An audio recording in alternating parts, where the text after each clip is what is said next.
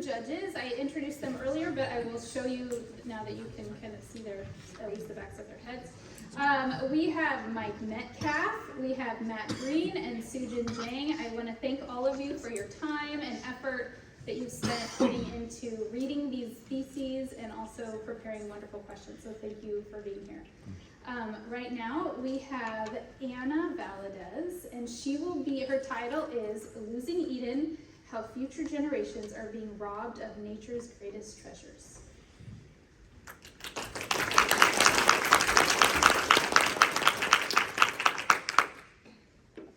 2 years ago, Oakhill Glacier stood proud. What remains is bare rock and a plaque that reads, "This monument is to acknowledge that we know what is happening. Only you know if we did it."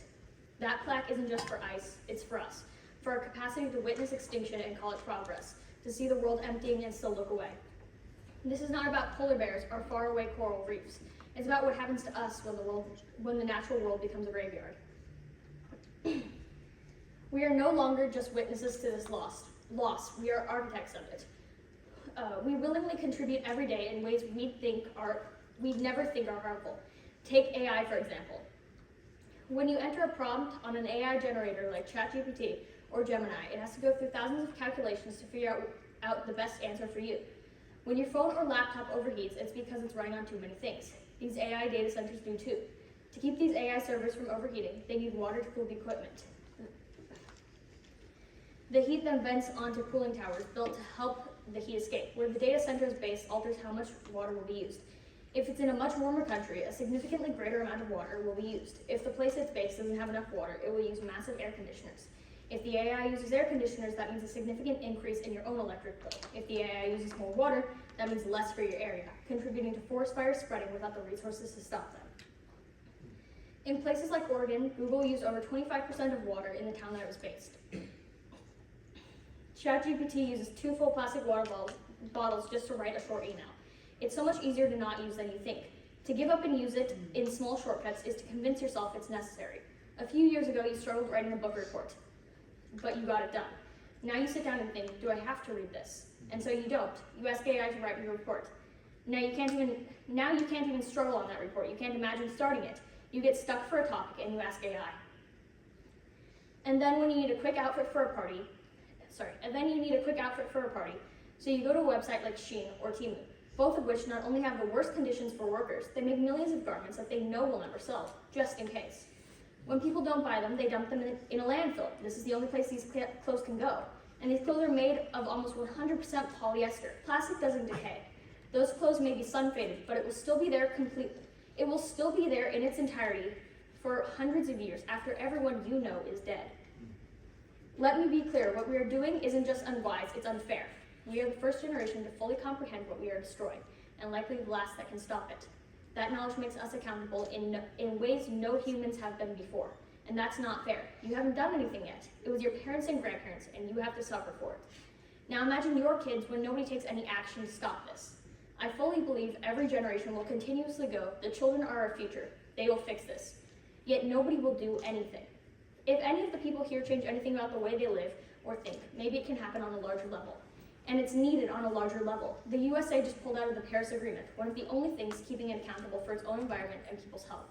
Then the USA appointed Tom Schultz, a timber industry lobbyist, as chief for the US Forest Service.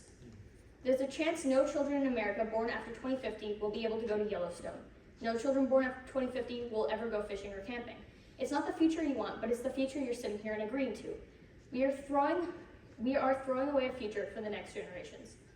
This is the part of the speech where I'm supposed to inspire action, to make you get up and do something, but we've sat by and watched this for the last 20 years, and we keep agreeing that this is the price of progress. Thank you.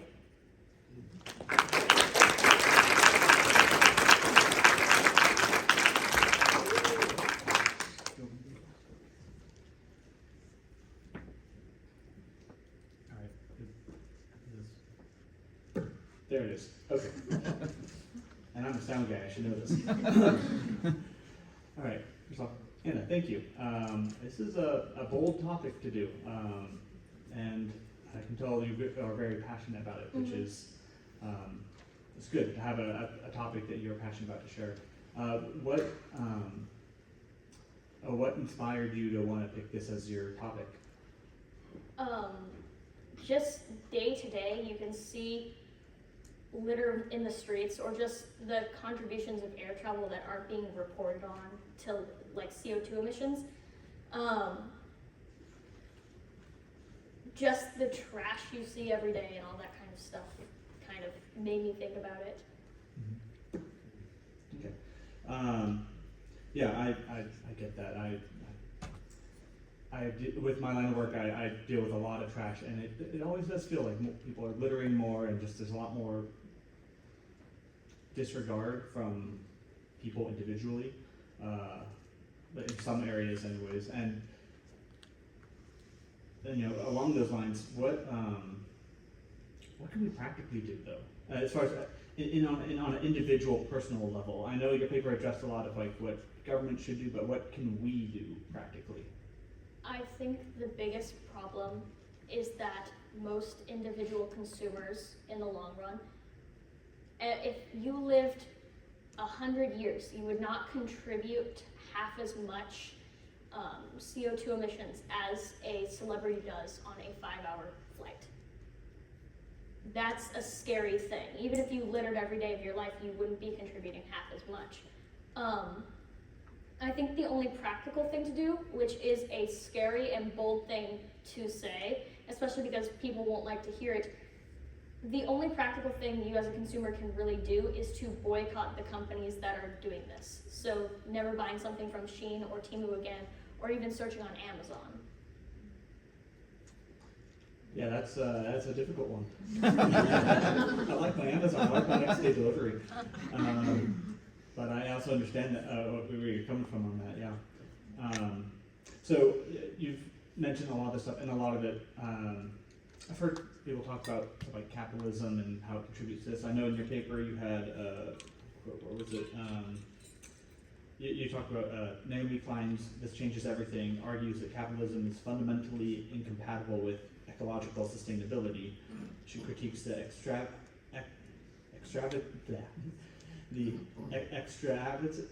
can't even say this word. The mindset that treats nature as a resource to be exploited, pointing to the fossil fuel industry's role in driving climate change.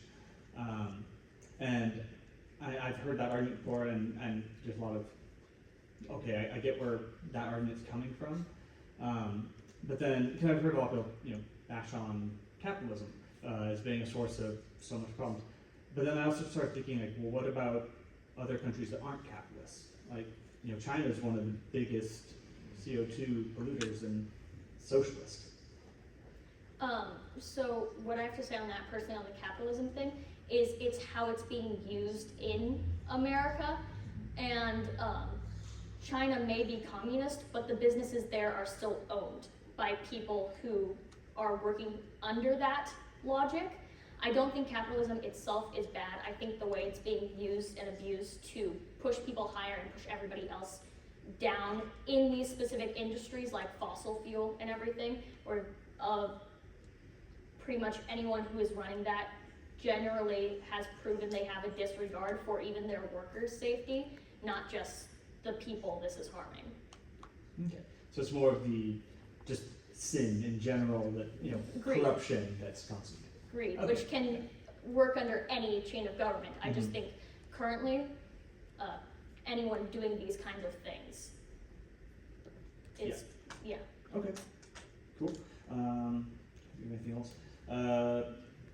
Yeah. So the only other one I wanted to ask was you had you wrote down a whole bunch of counter arguments in your paper. Mm-hmm. One that you didn't have, but one I've heard discussed about is a lot of times you've heard of people. Well, over the years, there've been a lot of activists saying, "Oh, well, if we don't do something within X amount of time, something's going to happen." And you even said, "Was it no kids born after 2050?" I think it was. That if we don't do anything, they won't see Yellowstone. There's some scientists in Sweden who have a world clock, and it basically counts down. And it, depending on what they estimate how it's going, they can change the hour hand. And if it ever hits 12 o'clock, it basically signifies time up. It varies a lot depending on what governments have recently agreed to, but about 5 years ago, it briefly hit 10 p.m., which is a scary one. On the world clock, for example, we have already passed our ability to save white rhinos. That's something that has ticked out. So if that keeps happening, we will keep passing those timestamps, basically.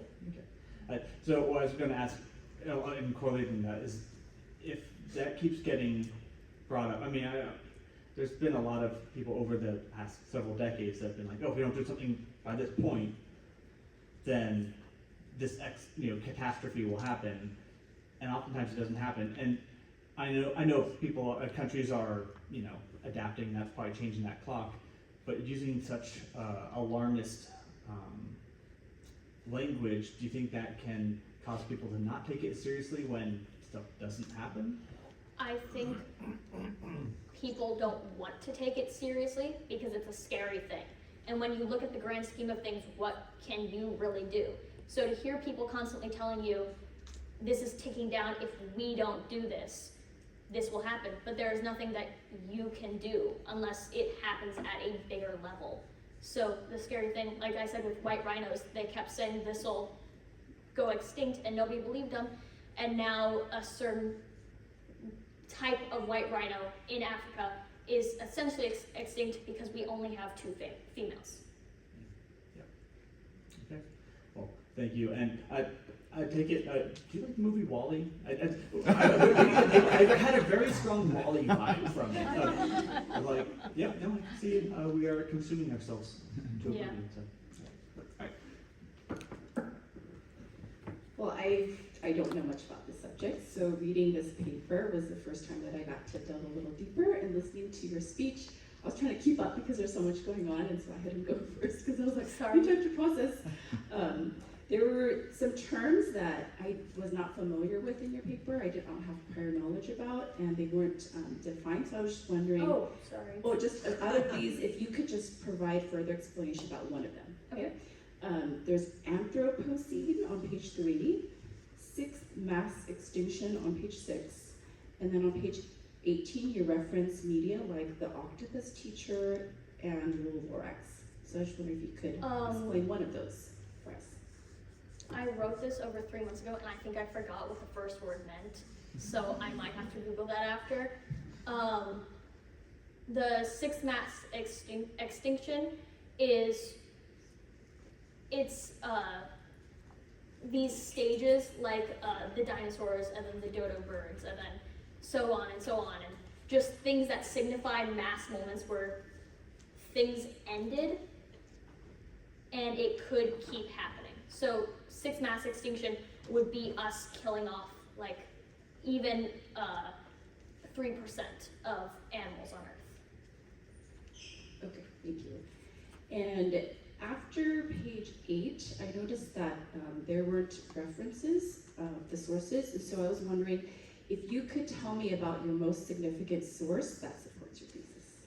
My most significant source, I drew from a lot, but I think one of the ones I majorly did was climate anxiety in youth, which is, I found a free PDF for that. And then the Child Mind Institute and Intergovernmental Panel on Climate Change. Okay, thank you. And the last thing I want to ask was, what changes are you going to make after learning all this? Because I recently watched, I think it was Buy More, and it was about Amazon and just all the... Almost all the clothing I wear, I have thrifted. So I have not bought it, I have taken it secondhand. I'm not contributing to the demand of this product, but I'm also making sure it doesn't end up in a landfill. The dress I'm wearing tonight is from the 1950s. It's 100% wool.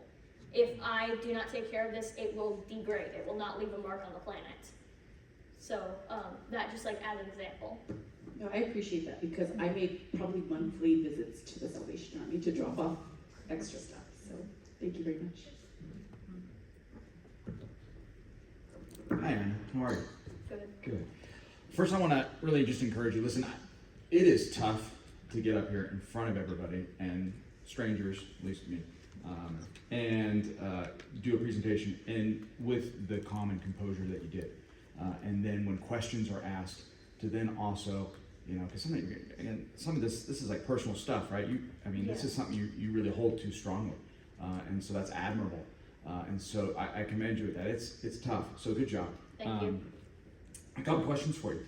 How would you recommend, we're CC, right? So know God, make him known, right? How would you recommend that we as Christians kind of balance the need to be good stewards of the environment without worshiping it?